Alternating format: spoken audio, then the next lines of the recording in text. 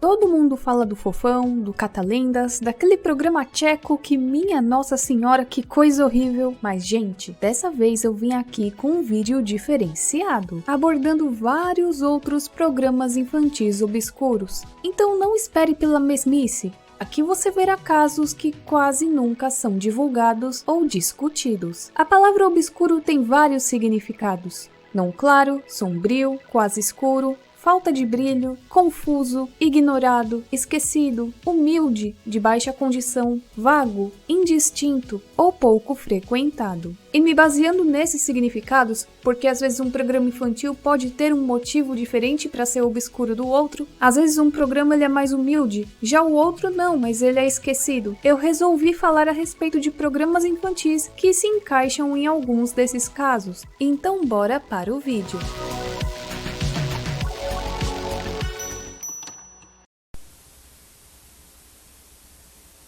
O programa de lições bíblicas da Ciência Cristã Júnior foi um programa de acesso público de Los Angeles dirigido pelo compositor, cantor e marionetista David Lee Hart, que nada mais era do que um programa destinado a crianças, onde ensinavam para elas várias passagens da Bíblia, lições cristãs e etc. E esse programa contava com esses fantoches que, olha, me desculpem, mas se eu assistisse isso aqui eu ficaria com muito medo quando criança.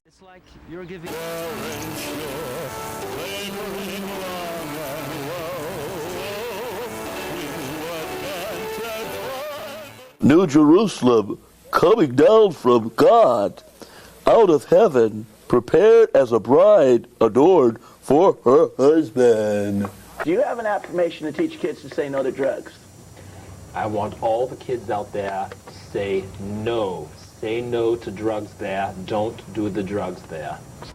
Alguns dizem também que foi um dos programas infantis mais bizarros já feitos até então. Cada episódio apresentava um convidado especial que conversava com as crianças sobre os perigos das drogas, também os ajudava a ler passagens da Bíblia e cantar com os fantoches. E muitos também afirmam que achavam os fantoches bem assustadores.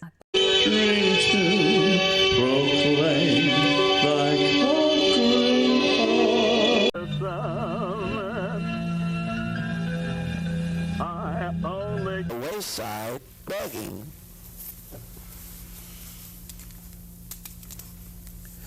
And hearing the multitude pass by, he asked what this meant. Além disso, o David é mais conhecido por suas aparições em Tim and Eric Awesome Show, Great Job.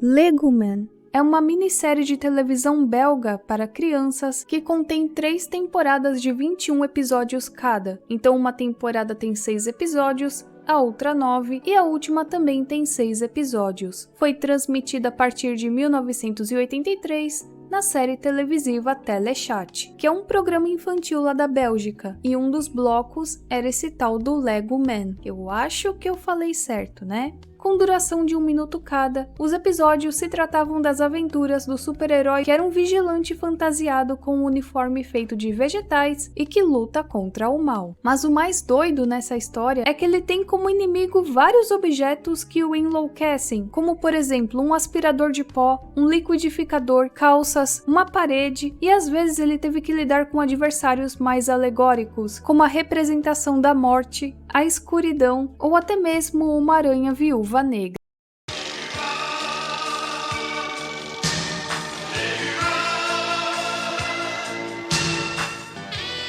Qui la fera descendre de son piédestal?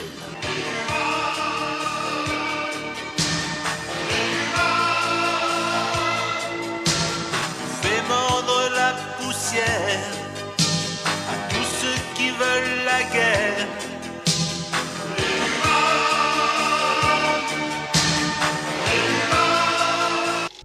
E todo esse visual bizarro deixa um ar mais estranho ainda. Et poilu, elle tisse son fil gluant pour immobiliser sa proie. Nounours sera-t-il la prochaine victime de la veuve noire? Non!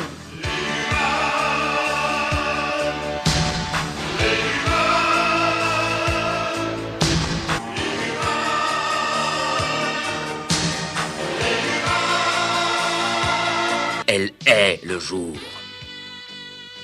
On l'appelle l'obscurité. Qui triomphera d'elle pour qu'on voit enfin clair?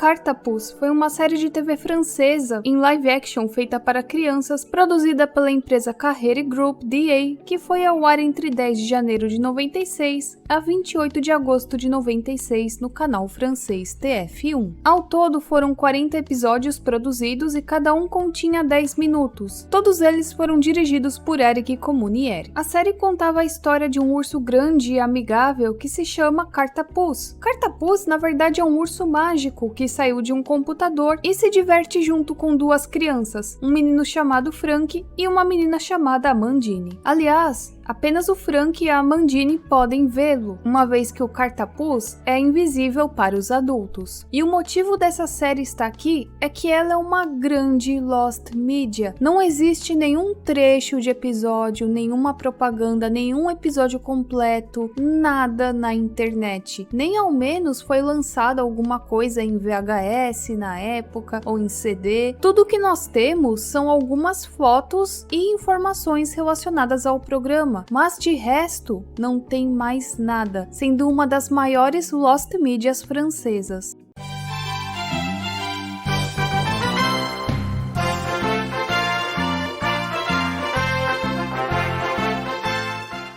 Algumas pessoas têm memórias de alguns episódios e isso ajuda a juntar informações. Por exemplo, tem pessoas que se lembram de episódios onde o Cartapus ele mexia em algumas coisas, como um bloco de notas, por exemplo, mas os adultos só viam um bloco de notas se mexendo e não o urso, então eles ficavam bem assustados.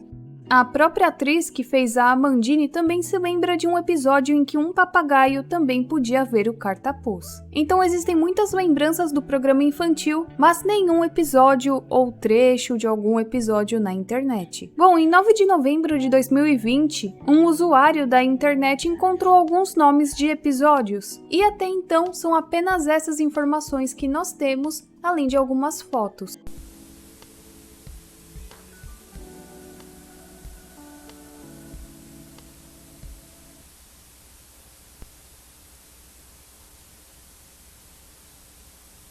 Vocês sabiam que já existiu uma versão brasileira do programa do Barney? Pois é, está aí uma coisa bem obscura, porque a maioria de nós se lembra do Barney norte-americano, que ia ao ar no SBT ou na Discovery Kids, por exemplo. Mas Barney já teve uma produção brasileira, que é uma grande lost media. Bom, com o sucesso do Barney, e eu lembro que na época foi um sucesso do caramba, eles resolveram criar a versão brasileira. E segundo uma reportagem, eles disseram que o público-alvo é a criança em idade pré-escolar, que ainda não sabe ler, mas pode ter noções de cidadania e higiene, explica Eduardo Ramos, diretor da versão brasileira do programa. Ainda nessa reportagem, disseram que a fantasia do Barney pesava 18 quilos, que foi enviada ao Brasil e que seria vestida pelo ator Zósimo Lisboa. Ele chegou a ir aos Estados Unidos para aprender a se mover com a roupa da forma especificada pelos criadores do personagem. O Clube do Barney estreou no dia 5 de julho na Bandeirantes e foi exibido de segunda a sexta às 10h30 da manhã. O programa misturava episódios produzidos nos Estados Unidos com cenas que foram gravados no estúdio da Band em São Paulo, além de que o Barney também contracenava com um grupo de 8 crianças brasileiras. O Barney era interpretado corporalmente por um ator chamado Zósimo Lisboa, como eu já falei para vocês, e a sua voz era a mesma da versão dublada do programa original que estava sendo exibido na época nos canais SBT e MGM. A Band, na época, tinha um programa ao vivo com o Barney. Tinha um ator num boneco, tamanho original. Entrava um personal trainer, gastava uma energia violenta, né? O cara ficava trancado no boneco durante 1 hora. Ele tinha que sair para respirar, beber água, se hidratar. Era horrível. E enquanto o boneco se mexia no palco, eu fazia as vozes né, o que ele tinha que dizer. Também uma outra matéria, publicada em 11 de julho de 1999, menciona que o programa durava meia hora, com 20 minutos da versão original dublada e o restante com cenas gravadas do Brasil. E antes que falem, ah não, isso foi um surto coletivo, olha só, o programa apareceu em um guia de programação do dia 28 de julho de 1999 no site da TV História.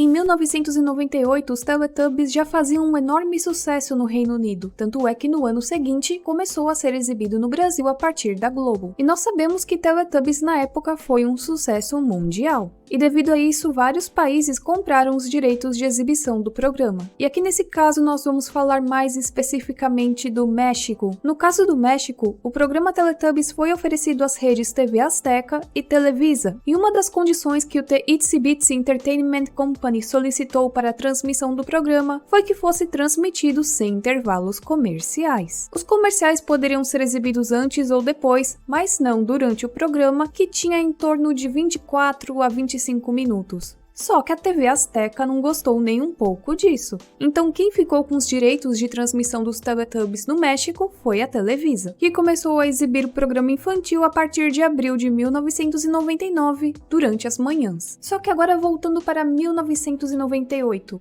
vendo todo o sucesso que o Teletubbies estava fazendo mundo afora e com problemas para adquirir os direitos de exibição do programa, a TV Azteca resolveu criar a sua própria versão de Teletubbies. Tudo isso em 1998.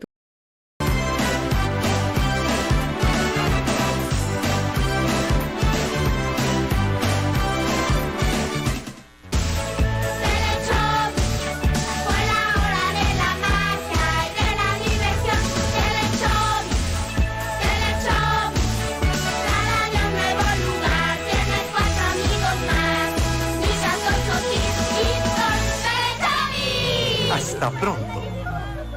Lembrando que o Teletubbies original chegou em 1999. Ora essa, por que não? Se criarmos a nossa própria versão de Teletubbies, a gente pode pôr comercial quando quiser. Na verdade, eu nem chamo isso aqui de versão e sim de cópia. Os Teletubbies tiveram estreia na TV em novembro de 1998, enquanto os Teletubbies chegaram no México em abril de 99. Então, meus amigos, isso aqui deu uma confusão danada, porque tinha gente que achava que os Teletubbies eram cópia dos Teletubbies, quando na verdade a história é o reverso. Lembrando que nos anos 90 não era assim como nos dias de hoje, que a gente tinha um acesso fácil à informação. Então muitas pessoas, quando se depararam com os Teletubbies na TV, pensaram, nossa, estão copiando a nossa produção mexicana, quando na verdade era o contrário, né? O programa dos Teletubbies era bem parecido com o original britânico. Praticamente a mesma forma dos Teletubbies, só mudava alguns traços, como por exemplo os olhos e um pouco as cores. Eram 4 amiguinhos e cada um deles tem uma característica semelhante a um dos Teletubbies. Além disso, o ambiente que eles moravam também lembrava um pouco o ambiente dos Teletubbies, aquele ambiente meio surreal e que contém natureza. Não pouparam nem o logotipo.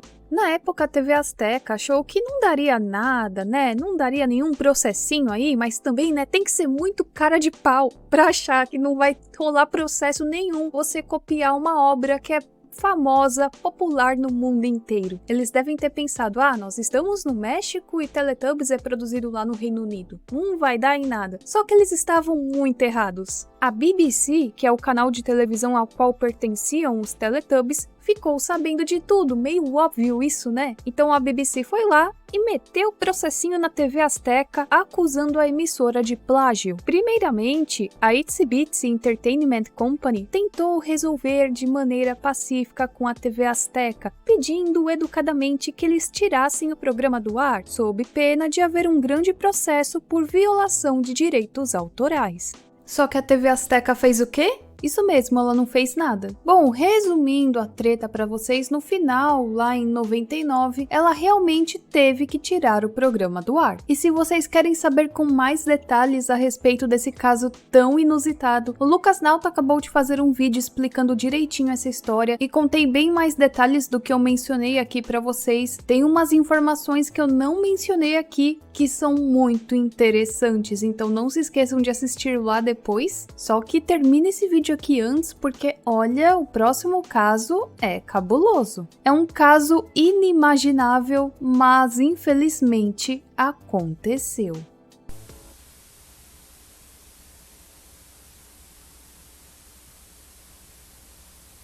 E aqui eu tô falando daquele movimento 3 vezes K. Se você já estudou a respeito na escola, você sabe do que eu tô falando. Mas é um tal movimento onde eles se acham superiores por ter uma certa característica física e certos pensamentos, e que todos aqueles que não têm as mesmas características físicas ou ideologias que eles têm merecem ser punidos ou merecem ser tratados como inferiores. Ainda mais quem não possui a cor deles. Bom, eu tentei explicar aqui de uma maneira que o YouTube não entre numas, mas eu acho que ficou claro aqui de qual grupo eu estou falando, né?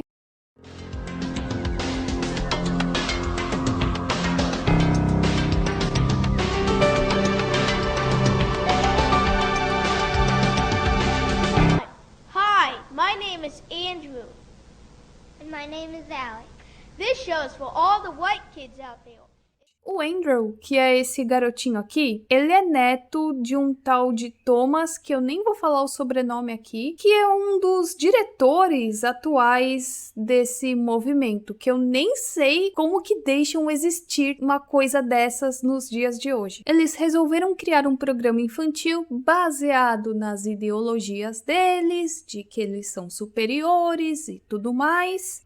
Cara, eu nem sei como falar aqui porque é algo tão triste e sombrio, mas infelizmente tem pessoas que pensam dessa maneira, né? Então o garotinho fala a respeito dessas coisas nesse programa infantil. Bom, dizem que esse programa ele está arquivado no site oficial desse movimento 3 vezes K, embora na internet você ainda encontre alguns trechos dele por aí. Bom, gente, eu vou encerrando esse vídeo por aqui, eu espero que vocês tenham gostado. E olha, eu vou fazer uma parte 2 desse vídeo, hein? Vocês que me aguardem. Eu vou fazer uma parte 2 porque tem muitas coisas obscuras relacionadas à programação infantil que eu ainda quero falar a respeito aqui com vocês. Então, se vocês gostaram desse vídeo, me ajuda aqui, me dá o like, comenta, compartilha, se inscreve e a gente se vê na próxima. Tchau, tchau!